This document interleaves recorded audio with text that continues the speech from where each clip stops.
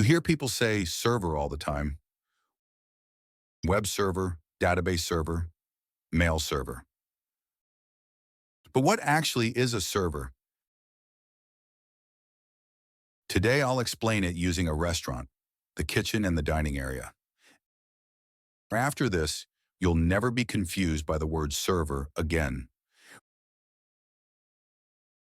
When beginners hear the word server, they often think of a waiter in a restaurant. In tech, everyone talks about servers, but they don't always explain it clearly. So let's connect both meanings and make it stick in your mind. First, a simple definition. A server is just a computer that's set up to serve other computers. Those other computers, your laptop, your phone, your tablet, are called clients. So the idea is, clients ask for something, the server provides it. Imagine you're in a restaurant. The dining area is where customers sit, choose from the menu, and eat. The kitchen is where chefs prepare the food. In our analogy, customers in the dining area are the clients. The kitchen is the server, and the food being prepared is the data or service the clients want. Now, the customers don't walk into the kitchen and cook for themselves. They talk to the waiter. The waiter takes the order from the customer, brings it to the kitchen, then brings the food back. In tech, that waiter is like the network, or the internet if we're talking about websites.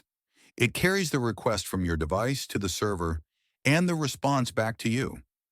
Let's walk through it step by step. The customer looks at the menu and decides, "I want pizza." The waiter takes that order to the kitchen. The kitchen prepares the pizza. The waiter brings the finished pizza back, and the customer enjoys it. In tech terms, your browser decides to open a website. It sends a request over the internet to a server. The server processes that request, maybe looks up data, runs some code. The server sends a response back, the web page you see, or the data your app needs. In a real kitchen, there are different stations. One station makes pizza, one makes salads, another handles desserts. They're all part of the same kitchen, but each has a special job. Servers are like that too. A web server sends web pages. A database server stores and retrieves data. A file server stores files like images or documents. They all run on computers, but each one specializes in a certain type of dish. Now think about a busy restaurant at dinner time. Many customers are ordering at the same time. The kitchen has to handle many orders in parallel, keep track of who ordered what, and make sure food goes to the right table. Servers do the same thing. They may be handling thousands of requests per second from clients around the world.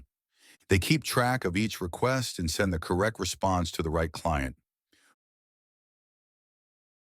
A normal restaurant might close at night, but many servers need to be available 24/7. Imagine if your favorite app only worked from 9 to 5. That would be strange.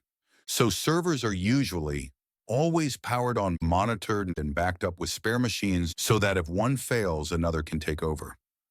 Just like a big restaurant might have backup chefs or extra ovens to keep things running. Now, a slightly more advanced idea, but we'll keep it simple. Originally, a server was just a physical machine, like one big kitchen, one computer, one operating system, one main purpose. Today, we often take one big physical machine and split it into multiple virtual servers. It's like dividing one big kitchen into several smaller virtual kitchens using tape on the floor. Each team has their space, their tools, their jobs. On the same physical machine, you can run a web server for one app, a database server for another app, and more. This is how virtualization and cloud providers get good use out of their hardware. In the last video, we talked about on-prem versus the cloud. Servers connect directly to that idea. In on-premise, the servers are like a kitchen in your own house or building. You buy the equipment and maintain it yourself. In the cloud, your servers live in huge apartment buildings owned by providers like AWS, Azure, or Google Cloud. Huge professional kitchens shared by many customers. You still get your own kitchen space, your servers, but you don't own the building or the physical hardware. In a restaurant, not everyone is allowed to walk into the kitchen. Only staff with the right role can go inside. Similarly, servers are usually protected. Only certain people can log in. Only certain apps can connect. Firewalls and permissions decide who gets access. Good security means only the right chefs and waiters can interact with the server. Let's put everything together. A server is a computer that serves other computers. Your phone or laptop is the customer in the dining area. The internet or network is the waiter carrying orders and delivering responses.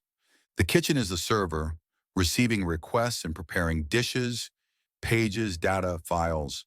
Inside the kitchen, different stations are like different kinds of servers. Web server, database server, file server. Once you see it as a restaurant, the word server stops being mysterious.